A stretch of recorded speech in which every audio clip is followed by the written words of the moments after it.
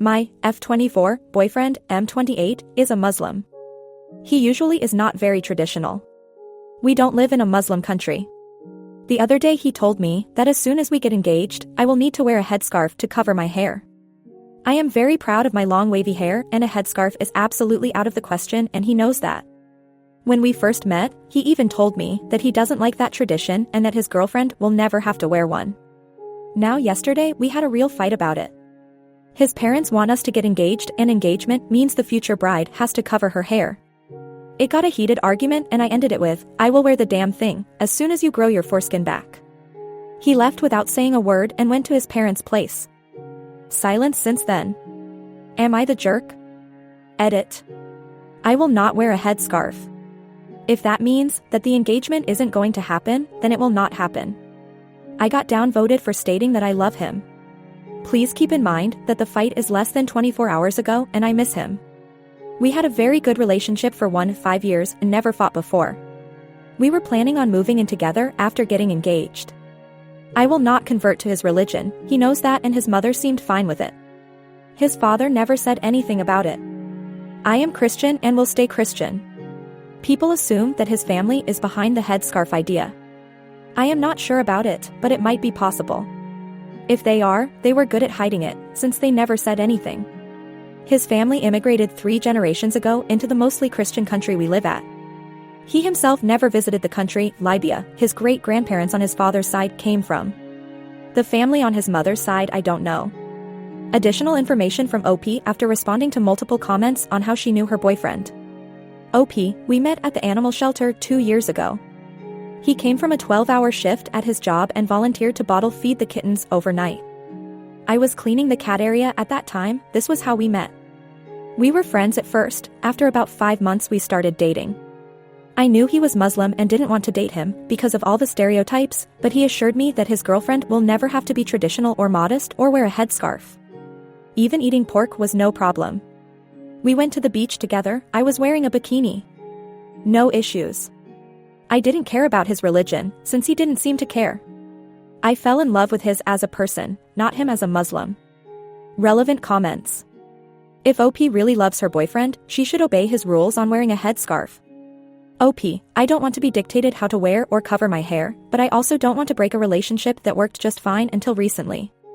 I want everything to go back the way it was before he came up with the engagement rule. Do the women in the boyfriend's family wear headscarves? OP, his mother wears one and his aunt does. He has 3 brothers, no sisters. I haven't met his grandmother yet, but I am pretty sure she wears one too. His family knows I am not Muslim, blonde hair, green eyes and fair skin, a Christian name and my wardrobe have made that very obvious. I get along good with his mother and brothers. The father is a very quiet man, but he grew up in my country, so did the mother. This family came from Libya 3 generations ago. OP's thoughts on getting engaged to her boyfriend. OP, after 1.5 years he brought up engagement. Also, because we wanted to move in together and wanted to be on the rental agreement together. There was no pressure or anything. It actually took a month after our talk about engagement that he came up with the headscarf. Before that, he was fine with me dressing in summer dresses, skirts, jeans. We even went to the beach together where I was wearing a bikini, and that was all just fine.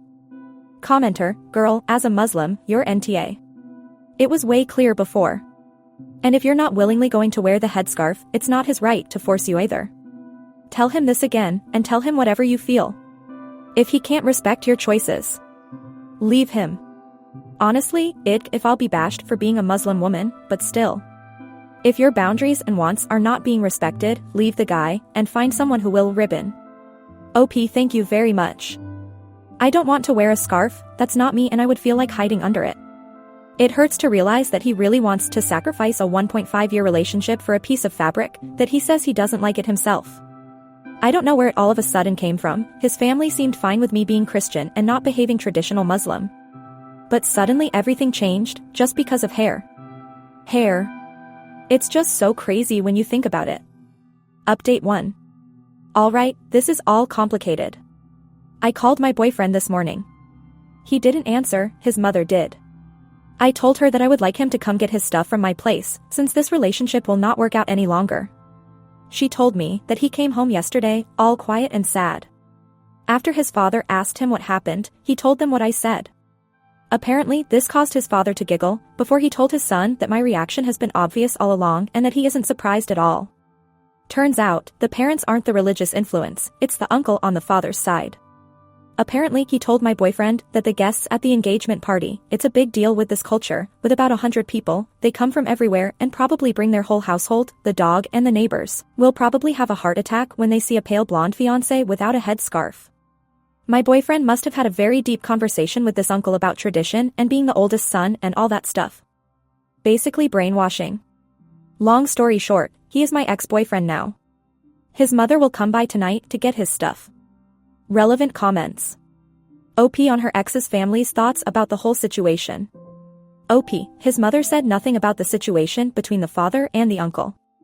But the father is a very quiet man, he was always polite to me, but never said anything about tradition or the way I dress or my hair. I guess since I am the one that ended the relationship, they don't see any reason to defend anything. Their son is 28. They suggested that we get engaged and an apartment together, so he moves out of their house. My apartment is too small for 2 people and we were planning on moving in together when we are engaged. Don't get me wrong, it wasn't easy to break up, I cried a lot yesterday while reading all those comments. But I think it is the best thing for now. He isn't the person I fell in love with anymore and I really don't want to wear the damn scarf. OP explains more about her boyfriend's culture and how much he actually follows the traditions. OP, he always assured me that a headscarf will not be forced on me. Engagement in his culture isn't the romantic drop to the knee it is in Western culture. It's basically a big party with hundreds of people that bring gifts and eat and gossip and most of them never met the couple before and will probably not meet them again. We planned on moving in together after the engagement party, since it would be awkward to live in separate places when engaged. Also, we both wanted to be on the rental agreement for a shared apartment. OP on the plans she had with her boyfriend about their future together. OP, we were planning on moving in together when we are engaged. My current place is too small for 2 people and he is living in his parents' house. We wanted to get an apartment together and both be on the rental agreement. He works for a public transportation company as a bookkeeper and I work at a car rental company. The plan was to get engaged, move in together, get married and then have a child within the next 5 years. We wanted to take 1 year off work each for raising the child, first 1 year me, then 1 year him. Our social system pays each parent 1 year parent time. Update. First of all, I am shocked how much response my posts got. I would have never thought that people would care so much. I was expecting like 20 answers, but never would I have thought that this will blow up like that. You guys are fantastic, you've been like therapy and I really needed that. So many loving and supportive answers, so many people helping me to do the right thing. Thank you from the bottom of my heart. My life has been an emotional roller coaster the last 3 days. The future I had planned is gone, but I guess it was for the best. So here is what happened last night. My ex-boyfriend's mother came over to get his stuff. Some clothes, shoes, socks, books, his toothbrush and deodorant, stuff like that. She brought dinner, it was chicken with bulgur and this woman is a fantastic cook, and we sat down to talk. She told me some things I didn't know before. It's not the first time my ex messed up big time with a girl he wanted to marry. When he was 22, he was in a serious relationship with a very Western, very independent redhead. Pale skin like me, not a Muslim drop of blood in her. They got along great. But when it came to the question of engagement, the uncle took the boy aside and told him that this wasn't working if the girl wouldn't change her looks and her behavior. The relationship ended and my ex-boyfriend's father got loud. He told his son that he needs to decide what he wanted. If he wanted to live a Western lifestyle, it would be fine, but if he wanted to have a traditional wife, he needs to find someone that is raised that way. Fast forward 4.5 years and he started dating me. His father warned him not to mess it up again and that was the last time he said anything about it. His mother hoped he would be smarter this time. The uncle is a very traditional man. His daughters both wear headscarves since puberty, so does his wife. He prays, he follows the rules, and since he has no son of his own, he kind of decided that my ex-boyfriend, the oldest son in his family, is like a son to him. About my almost mother-in-law, she wears a scarf herself. I asked her why she does and she was a little embarrassed. She told me that she wasn't always wearing one when she was younger. But she started to get gray hair after her second son was born in her late 20s and at some point she decided that a scarf is cheaper than the salon. So she covered her head on and off. She got used to it at some point and then didn't go back. Strange, I know. But I haven't been in her situation and it's not my right to judge her. After dinner we packed my ex's stuff in 2 big shopping bags and my ex-boyfriend's father came to help his wife carry the bags. He told me that he is sorry about his son's behavior. So, that's it. I am single now. Do I hope he comes to his senses and reaches out to me sometimes in the future? A little. Do I believe that will happen? No. Commenter, if he get his shit together, forsake this foolish idea of changing you and accepts you or even agree to go LC with the uncle, can you see it working between you? Is he showing remorse? OP, at the moment we are no contact and I think I will leave it at that for now. I don't know what I will do if he comes back. This is all so new and my head spins from I forget him too, but I miss him too, but he lied to why can't he just be normal again, to a call him, and so on. Has OP reached out to her ex since then? OP, I tried to contact him yesterday, that was when his mother picked up the phone. He didn't want to talk to me and I respect that. At the moment I don't really know if I would want to talk to him. I wouldn't know what to talk about, I am heartbroken and feel betrayed and telling him that wouldn't make anything better and just result in a fight. Commenter, he's in his late 20s and his parents came to pick his stuff up. OP, looking back I am glad his mother came to pick up his stuff. As much as I miss the good times with him, I think seeing him would have made this whole situation a lot harder for me. Update 3. So, after my last post, I thought things were pretty much settled. I was ready to move on, or at least I was trying to convince myself that I was. I'd thrown myself into work, spent a lot of time with friends, and even signed up for a painting class, anything to distract myself from the emotional mess I was in. But, life has a funny way of throwing curveballs when you least expect it. A few days ago, I got a text from my ex. After weeks of silence, seeing his name on my phone was like getting punched in the gut. It was short and simple, "Can we talk?" Against my better judgment, I agreed to meet him. I was curious, I guess. Part of me hoped he'd had some massive epiphany, that he realized what he was throwing away. But another part of me was just plain angry, and I wanted to confront him, to get some kind of closure. We met at a park we used to go to, a place that now felt foreign and uncomfortable. When I saw him, he looked different, more serious, like he hadn't slept in days. He sat down next to me on a bench, and for a few minutes, neither of us said anything. Finally, he broke the silence. "I'm sorry," he said, and I could tell he meant it. He told me he'd been thinking a lot about everything that happened. He admitted that he'd let his uncle's influence mess with his head, and that he was torn between 2 worlds: the life he wanted with me, and the expectations of his family. It was the conversation I'd been waiting for, but it didn't give me the satisfaction I thought it would. Instead, it made everything more complicated. He asked me if there was any chance we could start over, and for a split second, I almost said yes. I missed him, I missed us, and a part of me wanted to believe that we could somehow make it work. But then reality hit me. He hadn't actually changed. He hadn't made any real decisions, and the fact that he even had to ask if I'd wear the scarf told me everything I needed to know. I told him I couldn't do it. I couldn't be with someone who didn't fully accept me as I am, and who couldn't stand up to his family for what he truly wanted. He nodded, like he understood, but I could see the disappointment in his eyes.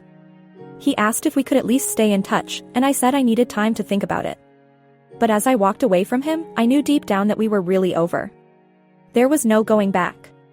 Unexpected update. So, remember how I said I was done? Well, turns out, life had other plans. It's been a few weeks since I last saw my ex in that park. I'd been doing my best to move on, diving into work, spending more time with friends, and even going on a couple of dates, which were mostly disasters, by the way. I thought I was making progress. The pain was still there, but it was more of a dull ache than a sharp sting. Then, out of the blue, I got a call from his mom. I almost didn't pick up. I mean, what could she possibly want now? But curiosity got the better of me, so I answered. Her voice was shaky, almost like she'd been crying. She told me she needed to talk to me, and could I please come over? Now, I was torn. Part of me wanted to say no, to keep my distance and stick to the plan of moving on. But the other part of me, the one that still cared about these people, couldn't just ignore someone in distress. So, I agreed. When I got to their house, it was eerily quiet. His mom greeted me at the door, looking more worn out than I'd ever seen her. She led me into the living room where his dad was sitting, staring at the floor. And then she dropped the bombshell: my ex was gone. Like, actually gone. Apparently, after our last conversation, he'd spiraled. He'd quit his job, packed a bag, and left. He didn't tell anyone where he was going, not his parents, not his brothers, not even his best friend. Just up and disappeared. His parents were beside themselves with worry, and they had no idea what to do. I was stunned. This wasn't like him at all. Sure, he was struggling with his identity and the pressure from his family, but to just vanish? It didn't make sense. His mom kept apologizing to me, like it was somehow her fault, and all I could do was sit there in shock. They asked if I'd heard from him, if maybe he'd reached out to me. I hadn't. I mean, I knew we'd left things unresolved, but I never imagined he'd do something so drastic. They were desperate, and honestly, I was too.